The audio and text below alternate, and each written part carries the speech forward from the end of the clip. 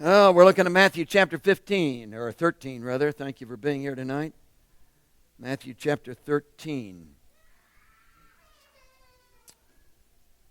We spent weeks and weeks in chapter 12, the controversy over the Sabbath day, and the Pharisees who have reached the point, of course, where they are out to destroy him. And they've been at a conference room and are going to plot murder, and are plotting murder. End up bad-mouthing because they couldn't get that done, so they end up bad-mouthing, which is the section where they criticized him for being in league with Beelzebub, the ruler of the demons. We then spill into chapter 13 and find out he's moved into a whole new technique of preaching. And that new technique, of course, is the technique of telling parables. So evidently, up to this time, he's not done that. And there's a difference between illustrations and parables, and we'll not go into that again tonight. But he begins to tell parables. First parable he tells is the parable of the sower. And I'm anxious to really get into this parable with you in the weeks ahead, because there is no question at all that the soils represent definite individual people and types of people. And he only gives us 4. And when you try to analyze how, if there's anybody that's not included in one of those 4 types, it's very difficult to find. Obviously, when he comes to the soil by the pathway, which is hard and the seed cannot go in, he's really realistically talking about the Pharisees that he's had a controversy with all week long. And they are so steeped in their legalism and so steeped in their own opinions, and they are so unmovable, and truth cannot get through to them. And it just sits there. And as you move into the parable, of course, the issue of the parable in its explanation, which Jesus gives in Matthew chapter 13, verse 18 and on, when he gives his explanation, the whole focus is on the soils. And you are a soil. And you are responding to truth that has come to you. We spent some time dealing with the issue of the sower. And the interesting thing is he gives no explanation of the sower at all. So all of that's up for grabs. But we realize that ultimately Jesus is the sower himself, because he is the one that brings prevenient grace to the life and literally brings the seed to our living. So Jesus is a sower, but he ignores that altogether in his explanation. He only gives one word about the seed, so obviously the emphasis of the parable is not on the seed. He only gives one little explanation about the seed, and that is in verse 19 when he says, when anyone hears the word of the kingdom. So he, in that explanation, gives you some insight into what the seed is all about. And we've been talking about the seed, started last Saturday night, and been walking through an outline and want to give you that again. So the emphasis tonight is on the seed again. We began last week by talking about the seed, the concentration, the sower's focus. There is a focus that the seed has. And that focus is the focus of the sower himself. In other words, the sower is not his name. The sower bespeaks a function that the man does. And the function is he is distributing the seed, the valuable seed of the Word of God, the Word of the kingdom. So there is one focus that Jesus has.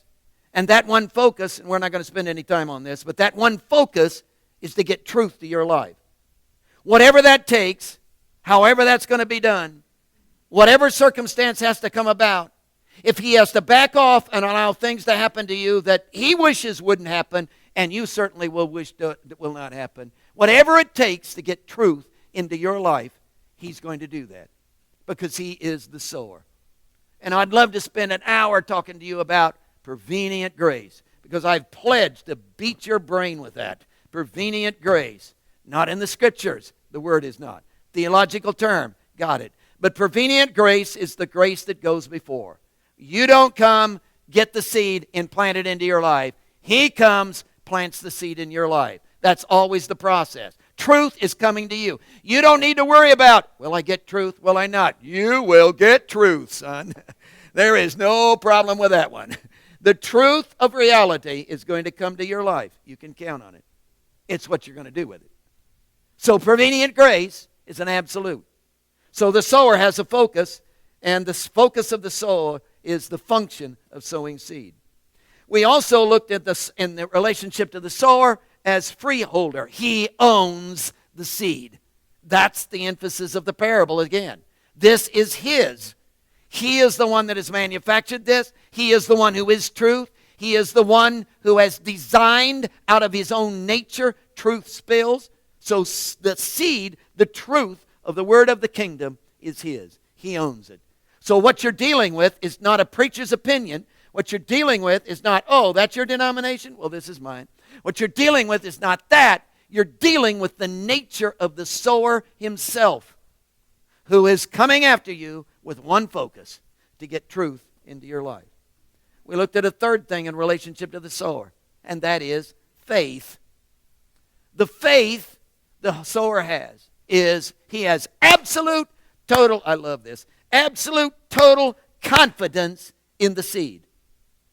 It's not the seed plus, well, I get a shotgun and put it to their head. It's not a seed plus, how about some fertilizer? It's not a seed plus anything. It's just the seed. If the seed won't do it, it won't be done. His total focus and confidence is in truth. Not manipulation, not adjustment. He isn't into being a star. He isn't in shooting off firecrackers and getting your attention. He's into truth. And truth is the penetrating force that he is counting on in your life. There's no gun in your back. There's no force. There's no pressure. It's just truth. And truth won't do it. He adds nothing to it. Just truth. Now, tonight we want to talk about not the concentration, the sower's focus, but I want to talk to you about Christ, the seed. And we began last week, and we talked about the fact that Christ is the seed. Now, wait a minute. I thought he was the sower. He is. Woo! He is everything, folks. He is everything. Jesus is the whole deal. He is sowing the seed, and what he's sowing is himself, because he is reality, truth. Truth is not an academic, figure it out, get it done, master the material type of deal. Truth is embracing the person of Jesus and allowing him to reveal to you his mind and his heart. Truth. Truth. I am the truth. Will you embrace him? We're not asking you tonight to embrace a theology. We're not asking you tonight to embrace a set of rules. We're not asking you tonight to embrace a doctrine. We're asking you to embrace the seed and let it bring to your life all the production it wants to bring, and it is the person of Jesus. Jesus is the truth, the seed, the word of the kingdom. Now, we spent a little time, and messed up on it last week, but we spent a little time trying to convince you, trying to show you in the scriptures where that is where Jesus relates himself to the seed. One, of course, was clear back in the first messianic promise, where he promised that the seed of the woman would bruise the head of the serpent. He's the seed. We went to Galatians chapter 3, verse 16, which tells you that Abraham, the promises were made to Abraham and his seed, singular. Not, Paul says, not to seeds, but to seed as of Christ. That the seed is Christ himself. He's referred to that in the New Testament. So again, I'm proposing to you that the form of the seed is the reality of the person of Jesus himself. And I tried to walk you through a concept, but you didn't get it. Nod your heads. So I'm going to tell it to you again, because it's really an interesting concept. It's an amazing truth. See, Jesus is the seed, and he came as the truth about God. So if you want to know anything about God, you've got to look to Jesus. If you discover anything in the Old Testament and say, is God like that? You've got to back up, get into Jesus, and look at it through Jesus. If you have any idea, well, God is like this, you've got to test it against the person of Jesus. Because Jesus is the absolute truth about God. And if it isn't in Jesus, then you know God is not like that. Because Jesus is the visible image of the invisible Father. And everything Jesus is manifesting, representing, demonstrating. He is the very flow of the nature of God himself. So when we're dealing with Jesus, we're dealing with all that God is, the truth of what God is like. That's not hard. Come on. So again, if you go to the Old Testament, and people are asking me this all the time, and you have any questions about, oh, did God actually do that? Is that the way God is? How did God? Whoa, come to the New Testament, get into Jesus, and look at it through the eyes of Jesus, because Jesus is the final, complete, absolute, down to it. This is it. Don't need to add anything else. Truth about God. So Jesus is the truth about God. Jesus is the truth about God. What did I say? Jesus is the truth about God. You know why he's the truth about God? Because he's the truth about man. That's the concept. See, Jesus is the truth about God because he's the truth about man. See, Jesus totally told the truth about God. You know why? Because he totally told the truth about man. Well, what's the truth about man? Man was built, created for one single reason, to tell the truth about God. So if you were built to go around and demonstrate the absolute truth about God, and you are that, you are telling the truth about man. And in being the truth about man, you're being the truth about God. Whoa! Isn't that neat? You were built to tell the truth about God. And every time you don't tell the truth about God, you mislead people, because that's the purpose of your life. If you want to say, what's my goal in life? What's my purpose? What does God call me to? Oh, am I to be a missionary? Should I be a preacher? What should I? Hey, whoa, what's my call? Hey, here's your call, friend. Here is your call.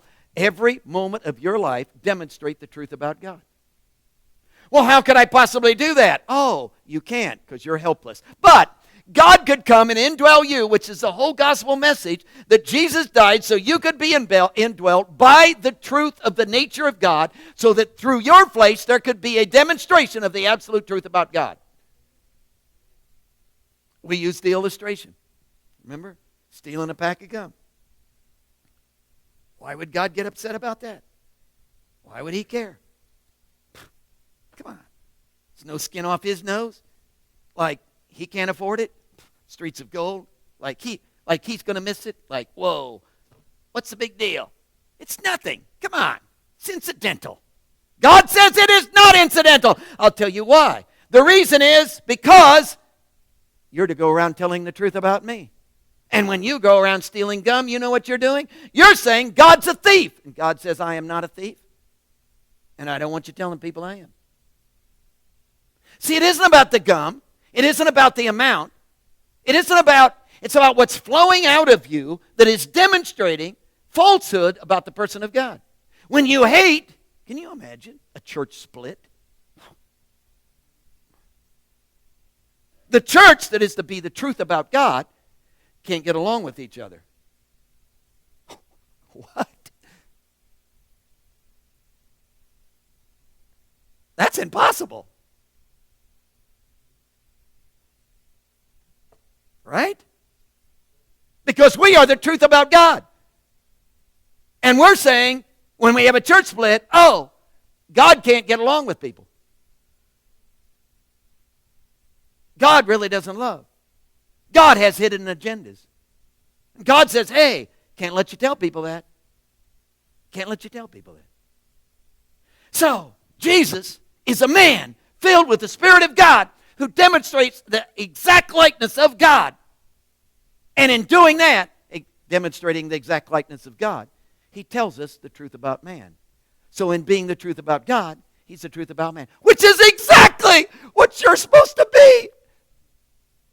That the same Spirit that filled Jesus can also fill you and can demonstrate through you the same thing he demonstrated through Jesus, which is the truth about God and the truth about man.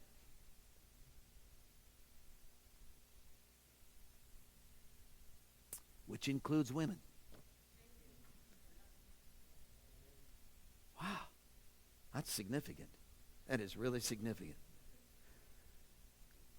So, in examining the seed, Christ is the seed, and the form of the seed is the person of Jesus himself. Now I want to talk to you a little bit about the fall, not only the form of the seed, but the fall of the seed. The language is really interesting to me. Man, I went over this and over this. But you note in chapter 3, verse 3, as he begins to tell the parable, he says stuff like this.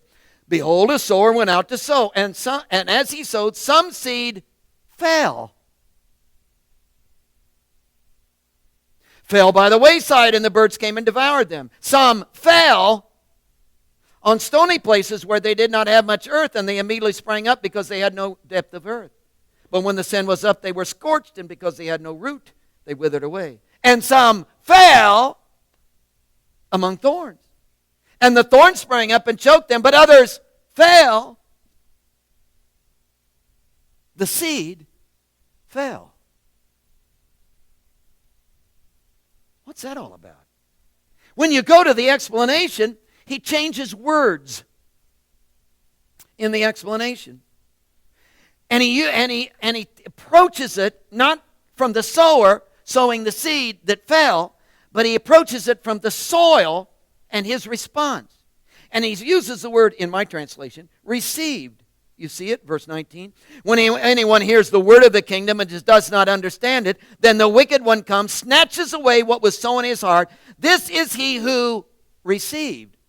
So there's the fell, the received. Fell. I want to give you a couple ideas. It's the Greek word, by the way, pepto. P-I-P-T-O. Pepto.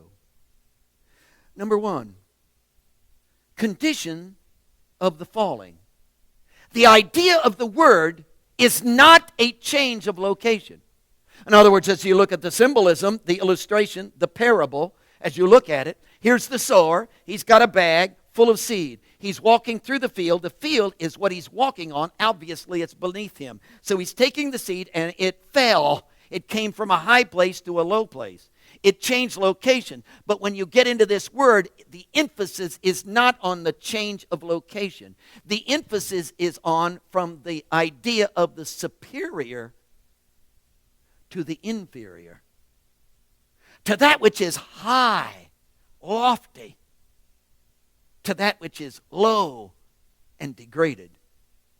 So it's not a location change in terms of high and low. It's a conceptual, a purity kind of. In other words, truth never comes from lies. This is really significant. See, truth never comes from below. Folks, redemption does not come from below. It comes from above. The high, the supreme, the great. Truth is from the mind and the heart of God himself. So if you're looking for truth, don't look in your circumstance for the truth. Oh, I'm defeated. Don't look for truth there.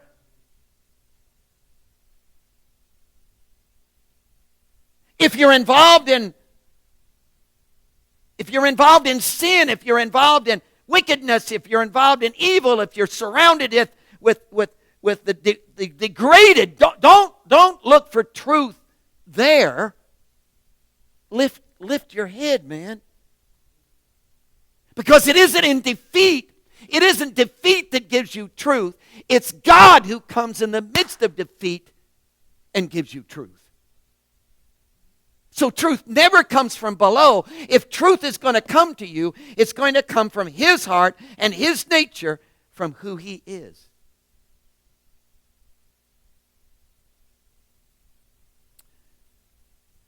This psalm is, David got a hold of this. It's remarkable to me because it's not only quoted in the Psalms, but the writer of the Hebrews got a hold of the thing and quoted it and gave and I'd like to get into that, but we don't have time.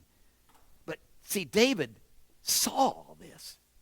He said stuff like this. By the way, this is Psalms 8. He says, What is man that you are mindful of him? And Bible scholars think that David was probably out on the hillside. It was in the nighttime. He was looking over his sheep, keeping his sheep safe. And he's staring into the stars and looking at the wonder of the heavenlies and all that he can know and see about the universe. And he says, what is man that you are mindful of him? Or the Son of Man that you care for him? You have made him a little lower than the angels. You have crowned him with glory and honor. You have set him over the works of your hand. You have made all things in subjection to his feet. Who am I? And if David was moved in the wonder of all that is, and seeing himself in light of the complexity of the creation of God, man, you ought to be on your face, because you know what you know compared to what he knew. The information you have about the universe compared to the information he had. Good night. And in the midst of that complexity of all that's out there, all that is flowed out of God, David is saying, what? Why would you bring truth? Why would the superior, the high, the sovereign mess with me? In fact, as he develops that, do you know what he does? He talks about angels. Angels fell. And what did God do? Absolutely nothing. Blew them off. Kicked them out. Instant judgment. Did nothing. The devil and all of his hosts were kicked out of the heavenlies. And there was not one single act of redemption. Truth didn't come to them. But when you fell, seed fell and came after you.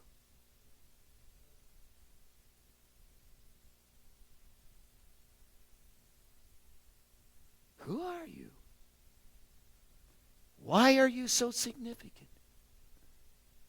Why do you matter? The condition of the fall came from the superior to the inferior. The seed fell. Let me give you another idea, the completeness of the fall. Isn't it interesting that the seed falls all the way down to the soil? In each case, it penetrates, goes to, the wayside. It's too hard to get in. But all the resource and power of the seed is attempting to get at the heart of the soil. In the stony part. It goes into the depth as far as it can. It penetrates. It wants to. The seed is after it. But the stones, it's too shallow. The thorns, it goes all the way to the deep, but the thorns over, but the seed is after, wanting the good seed soil. See, it goes all the way to the depth. And it's interesting to me that as you analyze these soils, it's not soils. It's not like types of people, although you can read that out of it, but it's more like individuals. It's more like you. And an almighty God who has literally focused his entire attention on you and said, hey, I'm coming from a superior place and I'm going to go to an inferior place and I'm going to go all the way on this and go completely to the depth of where you'll let me go in your life. Don't set up blockades, man. You know there's a whole theology out there that bends itself for the idea of selectivity. That Jesus didn't die for everybody. He only came for those that he knew would accept him. And the rest of them, So the seed didn't come to the hard soil. The seed didn't come to the stony. The seed didn't come to the seed only came to good ground because God was selective. But you know, folks, that violates every bit of Scripture we've got. You know that. And that's the thing about Jesus. He is so extravagant. He is so lavishly extravagant. He is so wasteful. He doesn't count. Oh, you only get. He just turns the bucket upside down. He's just aggressively. He's just after you. I'm going to go to the depths. And again, we don't have time to get into all of this, but you know what the depth was for him. He wasn't born, and you can just walk through his life describing it. The superior coming to the inferior did not come to the height of the inferior. He wasn't born in a palace. Who on earth is born in a stinking manure-filled stable? He was. Why didn't he come from a decent home? Why did he come from a dysfunctional family? Why did he come from the rich? Why did he go to the peasants? See, why when he's preaching do they look at him and say, well, at least we know who our Father is, you don't?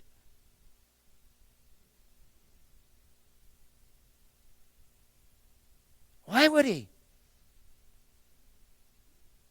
And if you want to say, well, he's never gone to my level in regard to sin, because he never sinned, you missed it, brother. Because whatever your sin has been, and however low you have gone, he has crawled down there.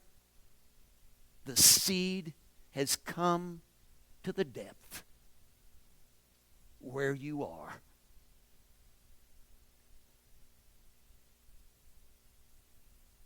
Every soil, every condition. And just let me mention to you in closing the conviction of the fall. Why did he do it? What on earth is the motivation? What's the crop he's looking for? What does he gain? What's he get?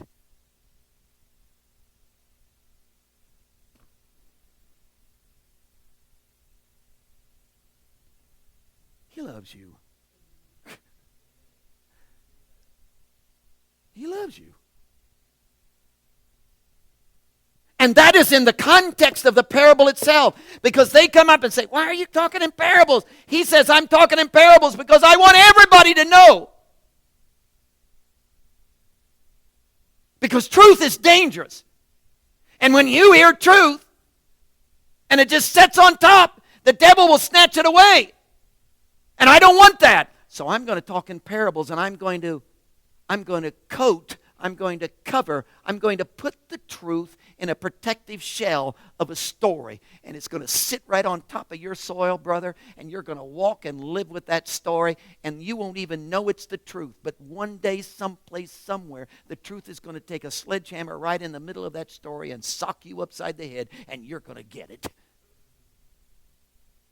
So I am covering it. I am putting it in a protective shell in your life. Because I want you to get the truth.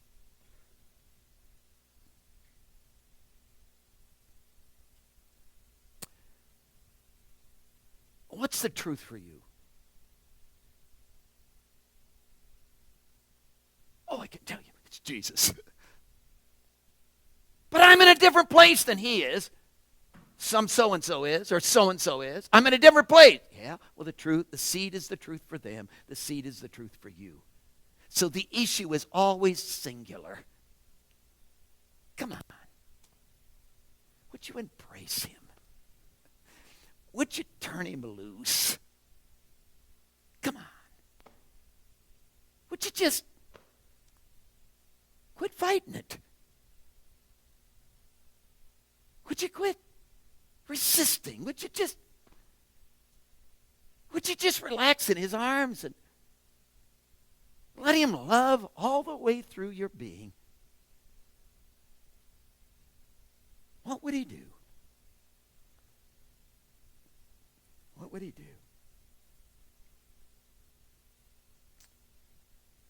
Jesus, you're the sower, you're here. You're the seed, and it's good. And we're here, the soil.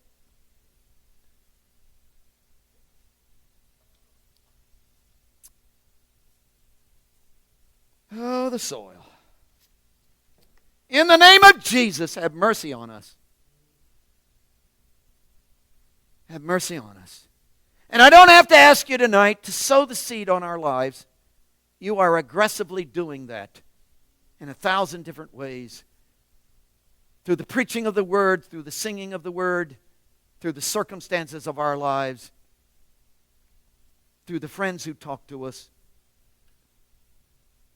through the memories of our past, through the longing that you have planted within us. Ah, the seed, the seed. You have come to us. Forgive me, O God, for my hardness.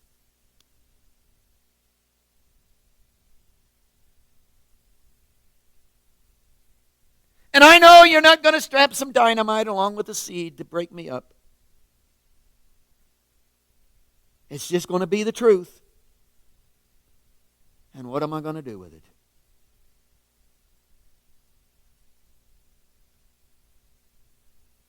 Could I kneel at your feet tonight and say to you, I don't know what to do. I don't know how to do it. But then, Jesus, this has never been a doing thing, has it? This has always been posturing myself in you and turning you loose. And you will do in me and guide me where you want me to go. This is relaxing in the working of the seed that is literally going to take the nutrition and the flow of the soil and is literally going to produce.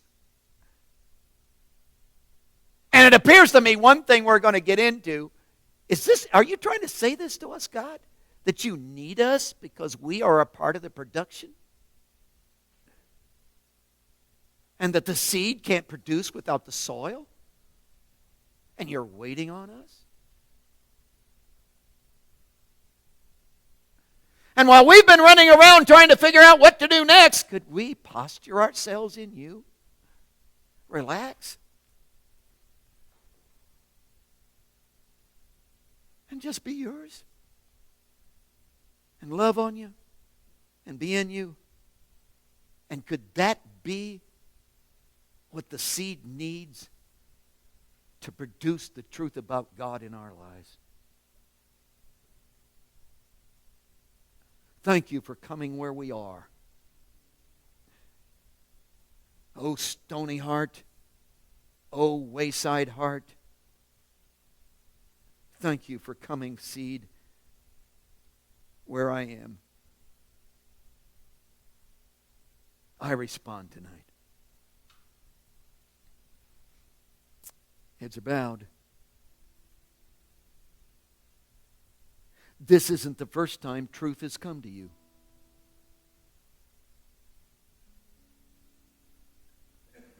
Not ideas from a preacher. Come on. Jesus wrapping His arm around you. Jesus pulling on you. Jesus wanting you. Jesus desiring you.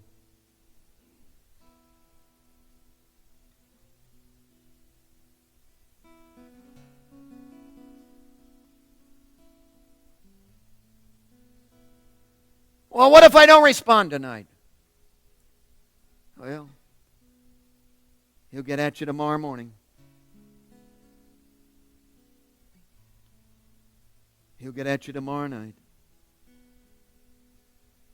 He ain't going to quit.